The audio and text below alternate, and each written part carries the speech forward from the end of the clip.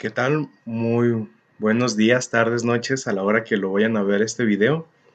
Quiero saludarlos con mucha alegría. Ya sabemos que estamos en el tiempo de Pascua, hay que saber disfrutar y gozar de la dicha del Señor. Pues bueno, quiero presentarles este primer video retomando nuestras clases del Instituto Bíblico. Ustedes saben, digo, ya contextualizando todo, el segundo año que nos compete la materia de los evangelios sinópticos.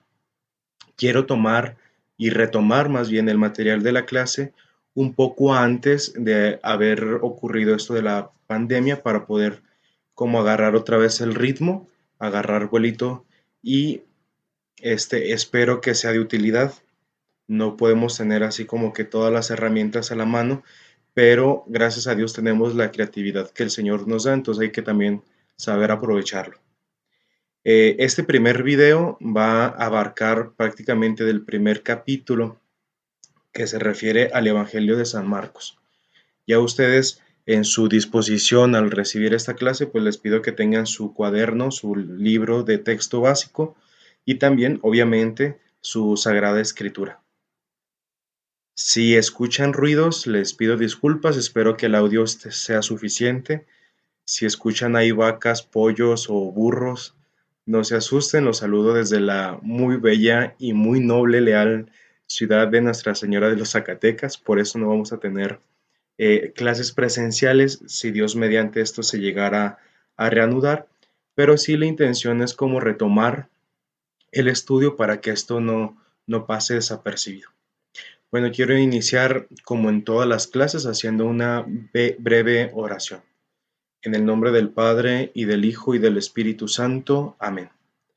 Señor, tu gracia inspira todas nuestras obras. Te pedimos que las sostenga y las acompañe, para que todo nuestro trabajo brote de ti como de su fuente y tienda a ti como su único fin. Por Cristo nuestro Señor. Amén.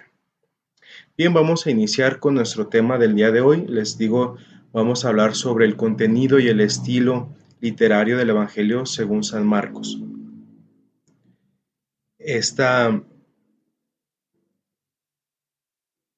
Su composición y redacción, hay que recordar que el Evangelio de San Marcos, aunque si bien en el orden de nuestra Biblia ocupa el segundo lugar, por tradición sabemos que constituye el primer relato de la Buena Nueva. Esto significa que es el primer evangelio que se escribió. Eh, y también lo veíamos en clases pasadas, se considera como una de las fuentes principales para que los otros dos evangelios sinópticos pudieran llegar a completarse. Entonces consideramos al Evangelio de San Marcos como el primer evangelio escrito y como la fuente para los otros dos evangelios sinópticos. Respecto a su composición, hay que recordar que al ser el primer evangelio escrito, Marcos constituye el autor del estilo literario evangelio. Recordemos las primeras clases de nuestro ciclo, donde decíamos que la palabra evangelio, si bien significa la buena nueva, también constituye un género literario específico. Es decir, la forma en la que se narran los evangelios, la estructura que llevan los evangelios constituye en sí misma un género literario. Entonces a Marcos, por ser el primero que lo escribe, se le considera pues como el creador de este género literario. También es el primero en que reúne los datos más, digamos, más importantes de las tradiciones que se hablaban sobre Jesús, sobre sus palabras y sobre sus acciones. Recuerden ustedes que hablábamos de que había unas fuentes secundarias de donde los evangelios toman gran parte de su contenido, que eran las memorias de Jesús o los comentarios sobre Jesús.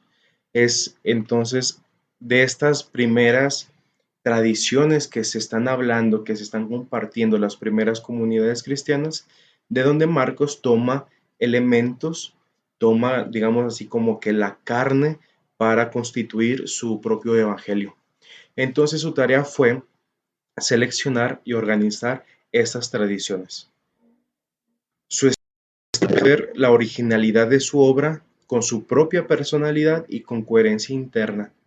No se trata de una recopilación simplemente de datos, sino recordemos también de los apuntes que les envié en estos últimos días, que se trata también de un cometido, de una finalidad que tiene el escritor a una comunidad concreta en un contexto histórico concreto, por lo que se van formando los evangelios. Por lo tanto, en el Evangelio de San Marcos encontramos su estilo propio, gracias a la originalidad con la que se escribe, a la personalidad propia con la que es redactado y a la coherencia interna, es decir, lleva un hilo conductor. En cuanto a su estilo, decimos que tiene una característica propia en cuanto a que su estilo revela una personalidad ágil y espontánea. Este evangelio, por ser el primero, no deja de ser un evangelio muy concreto, muy breve, de hecho es el más breve de los cuatro. Por lo tanto, se compila, el San Marcos lo recoge los datos, las palabras, las acciones de las que se hablaban en las comunidades cristianas, lo organiza y lo pone. Esto deja ver su personalidad ágil para escribir y para poner en orden los datos de o sobre Jesús. También en la lectura general del Evangelio de San Marcos encontramos un estilo popular semítico. ¿Qué significa esto? Significa que podemos decir que el Evangelio de San Marcos, aunque no se dirige propiamente a los judíos, sí conserva la tradición oral, es decir, las formas en las que se comunicaba el Evangelio en su tiempo. Sobre todo podemos remitir al uso de la conjunción y. En el griego, el kai, que significa la i como y como nosotros la conocemos, se va utilizando también en la forma en la que los judíos se transmitían. Y dijo el Señor, y el Señor hizo, y, y luego esto, y luego lo otro, y etcétera, etcétera. También se reflejan bastantes palabras arameas o expresiones arameas que nos ayudan pues a concluir el estilo pues popular semítico en el Evangelio de San Marcos. También podemos hablar de que este estilo tiene un arte narrativo. ¿Por qué? Porque tiene tres elementos. Tiene un realismo concreto, es esquemático y tiene vivacidad. ¿Cómo conocemos que es un realismo concreto? Gracias a las palabras vulgares que utiliza San Marcos. Y también que dentro del Evangelio utiliza detalles que parecen no tener relevancia. Recordemos, por ejemplo, aquella curación de la niña de 12 años, que precisamente es el dato que da. Narra todo el Evangelio, el milagro acontecido con esta niña, y al final dice, ya cuando resucitó y todo, dice, la niña tenía como 12 años. Es decir, es un dato, un detalle propio de San Marcos que a simple vista parece no tener relevancia. También dentro de las palabras vulgares utiliza, por ejemplo, la camilla para el milagro del paralítico, que los evangelios de Mateo y Lucas luego la cambiarán por otra palabra, significando prácticamente lo mismo. También es muy esquemático, es decir, utiliza un mismo esquema literario para las narraciones, aunque sean diversas. Encontramos, por ejemplo, el mismo esquema de redacción para cuando Jesús calma la tempestad y también cuando aplica el exorcismo de una niña, cuando Jesús manda tanto al agua en la tempestad como al demonio la palabra cállate, y se utiliza pues en el mismo orden, por decirlo así, en el mismo esquema. Y también dentro de la vivacidad podemos encontrar de que Marcos utiliza una mezcla de los tiempos de los verbos para utilizar el presente histórico y así como envolvernos todos en su narración. Utiliza, por ejemplo, en lugar de decir lo que hizo Jesús, lo actualiza de tal manera que utiliza el presente histórico para que nosotros también, al leer el Evangelio, nos sintamos parte. Otros recursos literarios que utiliza el Evangelio de San Marcos son dos: los sumarios, que son los resúmenes de la actividad de Jesús, que provocan un espacio de reflexión. Encontramos un ejemplo en la cita bíblica de Marcos capítulo 3, versículo del 7 al 12. Aquí estos sumarios son narraciones, digamos, como muy breves de lo que hace Jesús. Por ejemplo, Jesús subió al monte, se puso a orar, bajó y se fue con sus discípulos. Es decir, no explica gran cosas de las que hizo Jesús, sin embargo, las resume, las sintetiza, hablando de que Jesús está constantemente en acción. También los trípticos, que ya los hemos estudiado, de hecho hicimos un ejercicio sobre esto, que es una inserción de un relato en medio de la trama de otro.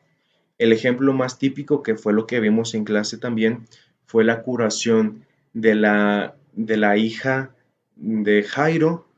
En medio está la curación de la señora hemorroísa y concluye nuevamente con la resurrección de la hija de Jairo. La división en el Evangelio de San Marcos podemos encontrar 4 esquemas: uno cronológico, uno geográfico, uno cristológico y el último un literario teológico. Hay que recordar que estos esquemas simplemente nos van a dar una luz para interpretar el Evangelio de San Marcos. Sin embargo, no todos completan o cubren totalmente el Evangelio, simplemente se complementan. Es decir, no podemos casarnos únicamente con el cronológico o con el geográfico sin tener en cuenta, por ejemplo, el esquema cristológico o teológico. Entonces, esos esquemas que vamos a ver ahorita se van a complementar para poder interpretar correctamente el Evangelio de San Marcos. Los invito a que vean su página 72. Ahí tenemos un panorama general de estos 4 esquemas. Ahorita los vamos a ver uno por uno. En primer lugar, encontramos un esquema cronológico que tiene como base, así simplemente, la sucesión temporal.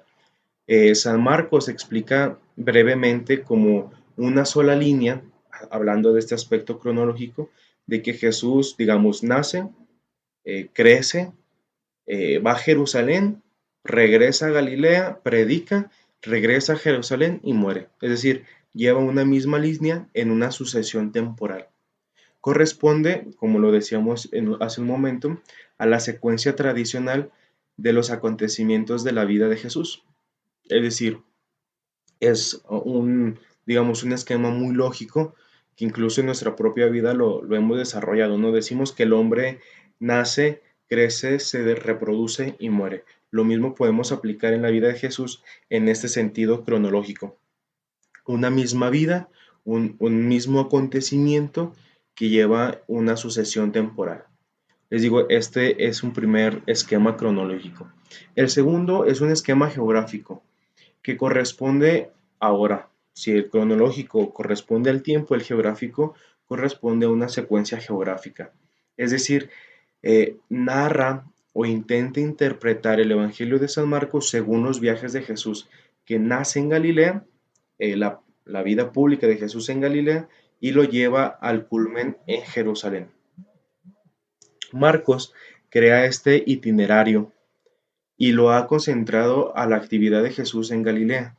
Es decir, no se enfoca en otro aspecto fuera de su predicación en Galilea. Sí vamos a ver, por ejemplo, dentro del contenido del Evangelio de Marcos, donde Jesús visita otros lugares que no sean Galilea, claro está.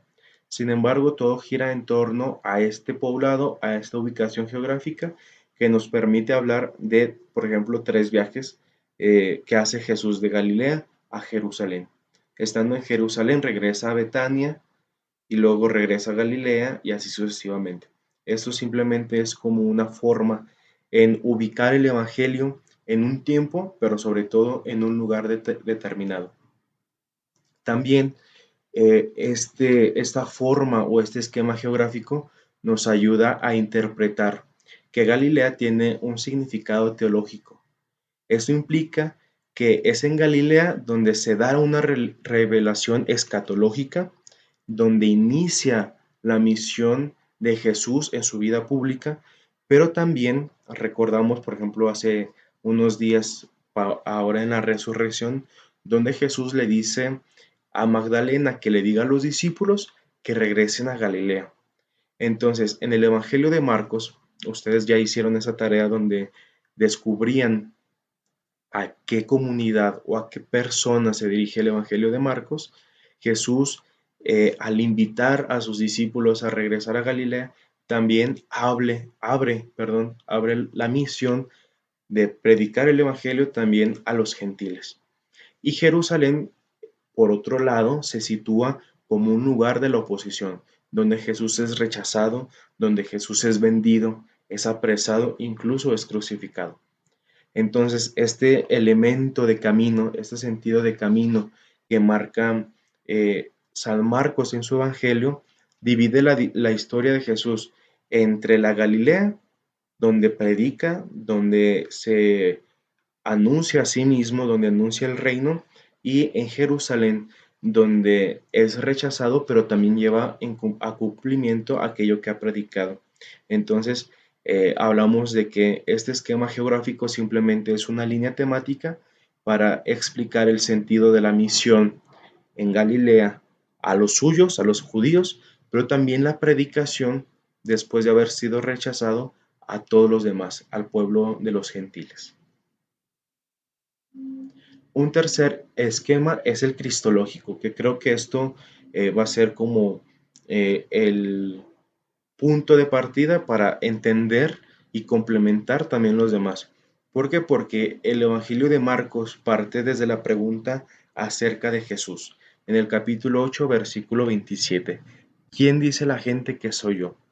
Esto va a ser un punto clave porque precisamente a partir de esta pregunta va a ser como un parteaguas del Evangelio de Marcos. Al inicio, donde del capítulo 1 al capítulo 8, donde Jesús empieza a hacer milagros, empieza a predicar, pero no es comprendido, no es entendido, y esta pregunta va a ser crucial para la gran manifestación de Jesús, manifestar su misión, manifestar su destino, que va a ser la muerte en la cruz. Entonces el esquema cristológico es una construcción de marcos que se concentra en el material cristológico y soteriológico, es decir, quién es la persona de Jesús y qué hace la persona de Jesús, o sea, es decir, a qué vino la persona de Jesús, cuál es la finalidad de que Jesús se haya encarnado, de que haya sido, digamos, haya iniciado su predicación. El secreto mesiánico inicia precisamente con la presentación de Jesús, pero una presentación que se vela, una presentación que no es muy clara. Incluso aquí inicia esa discusión que también habíamos tenido en momentos de clase. En los primeros capítulos del Evangelio de Marcos, Jesús impone silencio. Cuando hace milagros, cuando cura a un enfermo o hace una liberación de un demonio, Jesús les pide que se callen, no se lo digas a nadie. ¿Por qué? Porque aunque la gente empieza a tener curiosidad por las obras que hace Jesús, aún no es entendido en su totalidad. Es decir, Jesús no vino al mundo para hacer milagros, no es un milagrero nada más, sino que Él tiene una finalidad, tiene una misión. ¿Por qué? Porque Él tiene la conciencia clara de que es el enviado del Padre. Entonces, Jesús precisamente por eso impone silencio, porque todavía no ha llegado la hora, como dirá San Juan en su Evangelio. Impone silencio porque todavía las personas no están abiertas del todo para aceptar y comprender su mensaje. Luego esto vendrá a dar un giro totalmente, porque después de que Jesús se manifiesta quién es el Hijo del Hombre, y cuando manifiesta el auténtico sentido de su mesianismo, porque solamente Él es el único que puede manifestar el auténtico sentido de su existencia, es en el camino de la cruz. A partir de esta pregunta del que nos encontramos en el capítulo 8, Jesús va a ir preparando, va a ir enseñando, va a ir instruyendo a sus discípulos para que poco a poco abracen el mensaje, abracen también la misión. ¿Por qué? Porque este va a ser el camino de la cruz. La presentación de Jesús va a ser pues la espina dorsal del Evangelio. Esta pregunta va a ser clave porque a partir de ahí se va a entender los primeros capítulos del 1 al 8 y del 8 al 16, donde Jesús prácticamente culmina su misión con su pasión y con su resurrección. Por último, el esquema literario teológico tiene dos partes. La primera parte va a ser como complementario a lo que decíamos en el esquema cristológico, es decir, tiene una progresiva manifestación de la identidad de Jesús. Este va a ser un aspecto teológico y ahorita vamos a ver el aspecto literario. El esquema literario teológico, es decir, tiene una progresiva manifestación de la identidad de Jesús. Si nosotros leemos calmadamente los primeros capítulos del Evangelio de Marcos, no van a decirnos quién es Jesús así como que luego, sino que va a ir poco a poco, poco a poco. Luego aparecerán tres sumarios, lo que decíamos al inicio, estas breves síntesis de lo que hacía Jesús, que reflejan una progresión en la actividad de Jesús. Lo vemos subir al monte, hacer oración, bajar y llamar a sus discípulos. Lo vemos, por ejemplo, que sube a la barca para enseñar. Lo vemos que se aparta con sus 12 discípulos para enseñarles.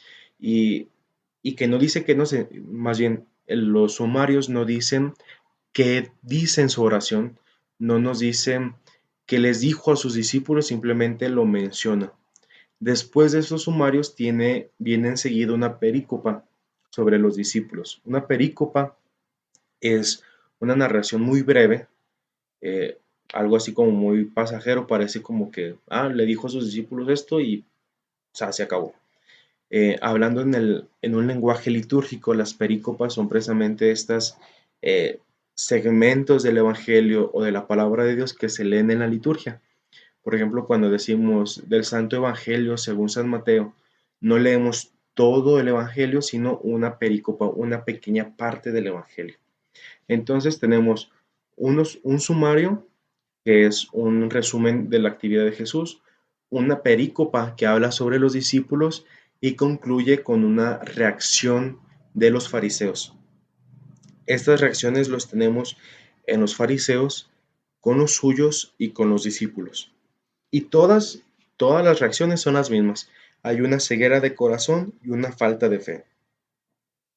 Entonces, la primera parte de este esquema literario se compone de un sumario, de una perícopa y de una reacción, y la constituye en tres secciones. Vamos a la página 71 en el cuadro 1 de sus apuntes. Ahí vamos a tener también un esquema así ya preparado para entender qué es un sumario, qué es una perícopa y qué es una reacción. La segunda parte de este esquema está compuesta por tres secciones, que es el camino, la revelación y la pasión-resurrección. Respecto al camino, que lo encontramos en el capítulo 8, versículo 31. Bueno, no, se los voy a corregir, porque es del capítulo 8, versículo 13, me parece, al 10. Bueno, ahí se los corrijo. También, bueno, en este camino está marcado por el anuncio, la incomprensión y la instrucción. Todos estos versículos, incluso capítulos, están marcados porque Jesús anuncia su pasión. Ante este anuncio es incomprendido, pero Jesús aprovecha para enseñar, para dar una instrucción. Enseguida, después del camino, vemos la revelación que va del capítulo 11, versículo del 1 al 56, prácticamente todo el capítulo 11, donde se da en torno a los tres viajes de Jesús que hace Jesús de Betania a Jerusalén, de Jerusalén a Betania. Prácticamente nos estamos ya preparando para entrar propiamente a Jerusalén, como lo recordábamos el Domingo de Ramos. Y por último, de estas tres secciones está la pasión y resurrección, que prácticamente son los dos últimos capítulos de la obra de Marcos sobre la pasión, la crucifixión y resurrección del Señor, donde lleva a culmen la obra de Marcos, que prácticamente esta obra, digamos, esta última parte ya estaba elaborada y todo lo que conocemos antes del capítulo 14 ha sido una preparación, lo que decíamos en las clases, que ha sido una introducción muy larga para llegar a estos dos últimos capítulos. Esta división, tanto la primera parte de una manifestación progresiva de quién es Jesús y esta segunda parte donde habla de un camino de la revelación y de la pasión, ponen de manifiesto el drama que se juega a lo largo de todo el Evangelio entre Jesús, los suyos, la gente y sus adversarios. Es decir, no solamente nos sitúa en un tiempo determinado, en un lugar determinado, sino que todo este diálogo que hace Jesús, estos encuentros que tiene con sus discípulos desde la elección, sus seguidores, hay que entender que Jesús manejaba, digamos, como capas, tenía a sus favoritos, tenía a sus discípulos que luego llamó apóstoles, y luego tenía a sus seguidores, y luego tenía a los que eran rechazados, a los que los rechazaba. Pasemos a otro apartado dentro del Evangelio de San Marcos. Nos encontramos con una lectura general. En la primera parte, esto nos va a ayudar a comprender la tarea de la que ya teníamos preparado un esquema. ¿Se acuerdan? Donde teníamos que anotar los títulos, los subtítulos, donde digamos, cada editorial preparaba la edición de su Biblia. Eso nos va a ayudar a tener también un panorama general de toda la obra de San Marcos para que luego, cuando la leamos, entendamos así como que, mira, aquí encontramos un sumario, o aquí está una parábola, o aquí Jesús está dándoles una instrucción a sus discípulos. Dentro de la lectura general podemos decir que está una primera parte donde el Evangelio presenta el enigma de la persona de Jesús. Decíamos que la pregunta sobre quién es Jesús va a ser como la espina vertebral de todo el Evangelio. Incluso va a ser la finalidad por la cual se escribió este Evangelio, presentar o más bien responder a la pregunta ¿y quién es Jesús? Entonces, esta manifestación o esta presentación del enigma de la persona de Jesús se da entre el misterio y el asombro. Es decir, los, los que convivían con Jesús, incluso sus discípulos, pues estaban asombrados del misterio que veían en Jesús, pero no lo comprendían. Por una parte era aceptado porque hacía milagros, por otra parte era rechazado porque, oye, pues no eres tú el hijo de José, no viven, estás loco. De hecho es el evangelio donde Jesús, el evangelio de Marcos y de Mateo, es donde dicen que Jesús pensaban que estaba loco, ¿no? Entonces, en estos movimientos donde Jesús se presenta, también provocan, obviamente, una incomprensión y una falta de fe. De hecho, el trasfondo del Evangelio de Marcos, recordamos que se dirige a los catecúmenos, a los que están buscando abrazar la fe. Entonces se presenta este primer Evangelio donde nos enseñan quién es Jesús, pero no solamente eso, también nos enseñan como la forma en la que muchos conocieron a Jesús, que es precisamente rechazándolos.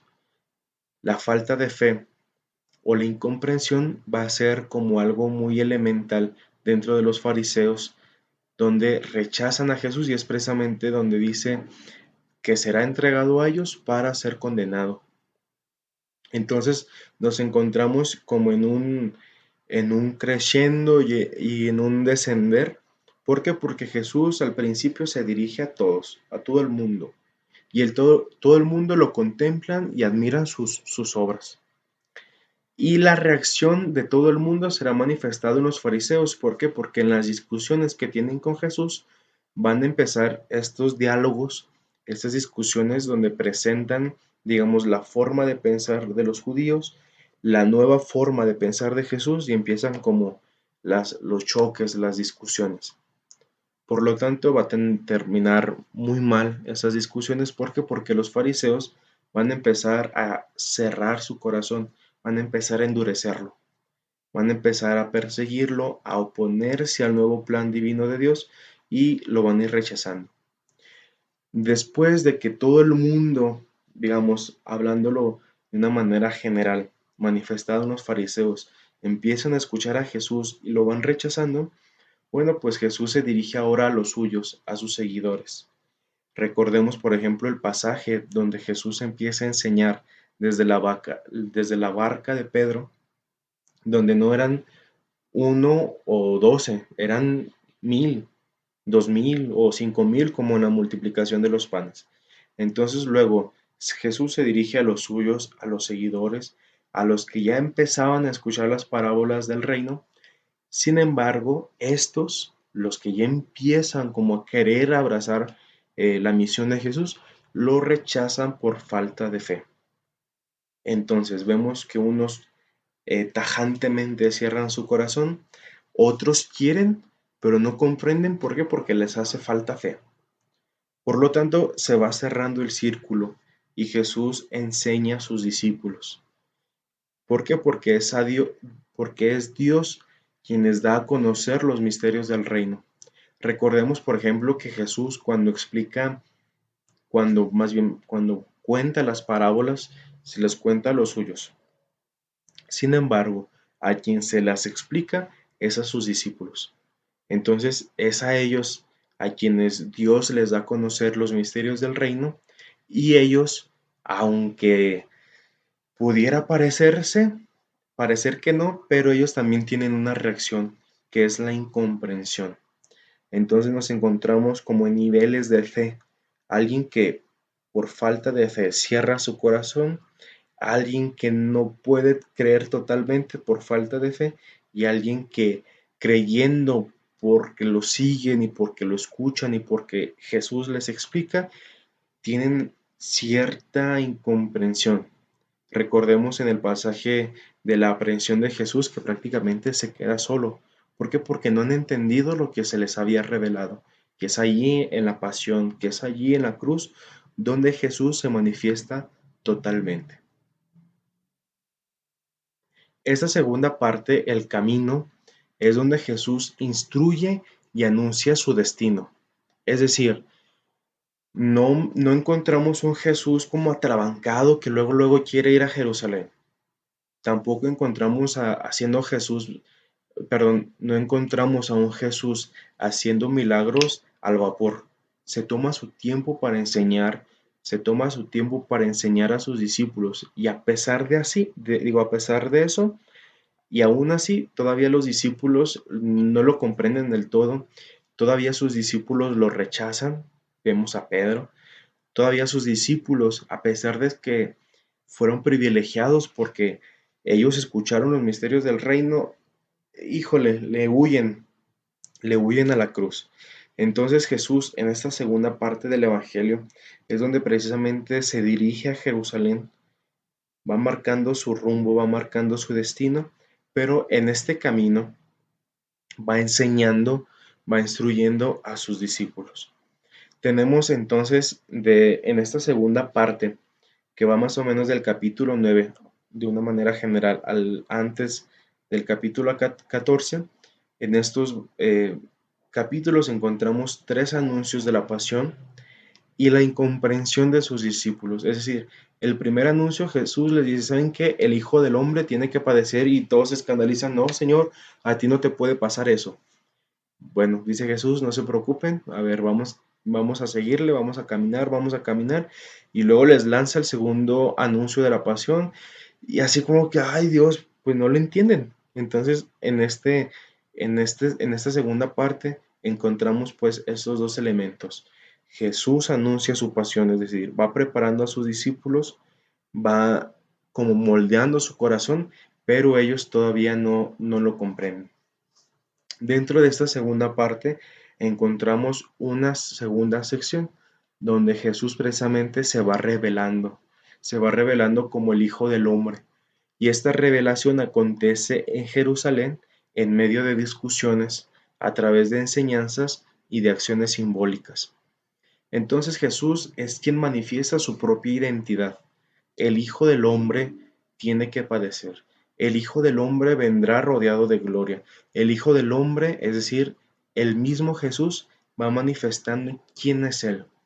Recordemos, bueno, me voy a regresar un poquito, recordemos en el capítulo 8, versículo 27, donde Jesús precisamente en la pregunta, ¿quién dice que la gente que soy yo?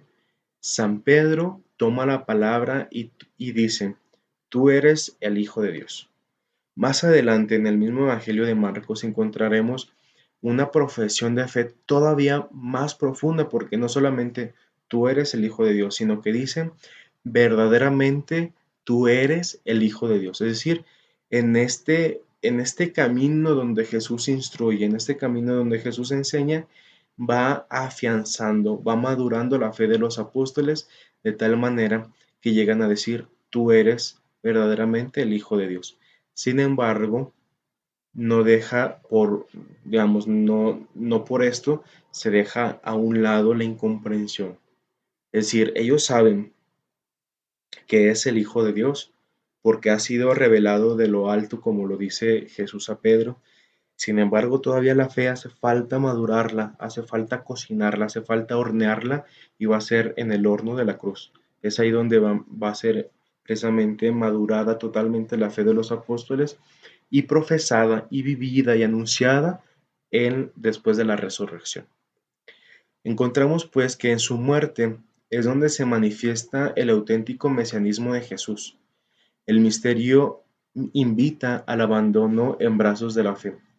Es lo que les decía anteriormente, no encontramos a un Jesús que luego, después del bautismo, se autoproclama como el Hijo de Dios, no encontramos a un Jesús que luego hace milagros o luego incita a que lo persigan o a que lo condenen. Encontramos algo progresivo, un Jesús muy paciente, un Jesús muy inteligente para enseñar, un Jesús muy dedicado a enseñarle a los suyos, a explicarles, se toma el tiempo para convivir con ellos, para enseñarles incluso también a orar. Y todo esto es porque el mesianismo está manifestado en la muerte. Recordemos, por ejemplo, este domingo pasado que recordábamos los discípulos de Maús, donde ellos esperaban de que fuera el gran rey de Jerusalén, el que iba a resurgir todo el imperio de Jerusalén. Sin embargo, ha muerto y ya lleva 3 días, nos dice el Evangelio de Lucas en este pasaje de los discípulos de Maús. Pero Jesús desde un inicio comprende que su misión mesiánica, que su total identidad va a ser manifestada en la cruz. Y desde la cruz atraerá, dice los salmos, atraeré todos hacia mí. Cuando el Hijo del Hombre sea levantado, atraeré a todos hacia mí. Finalmente, vamos a dejar un pequeño trabajo para realizar. Lo que van a hacer es un resumen de las páginas 74 a la 77, donde habla sobre una lectura en cursiva. Es un poquito más extensa de la lectura general que vimos el día de hoy, entonces sí les pido que puedan sintetizar o resumir estas páginas y aparte, después de que ustedes hayan hecho su resumen, hacer un comentario de este mismo trabajo, es decir, qué nociones, qué ideas se les han quedado, eh, qué fue lo que aprendieron a través de este resumen y obviamente juntándolo con todo el contenido que ya hemos visto, qué nueva forma de ver el Evangelio de Marcos les ha suscitado. Este comentario va a ser simplemente como una conclusión al resumen, pero obviamente va a tener que ser con sus propias palabras.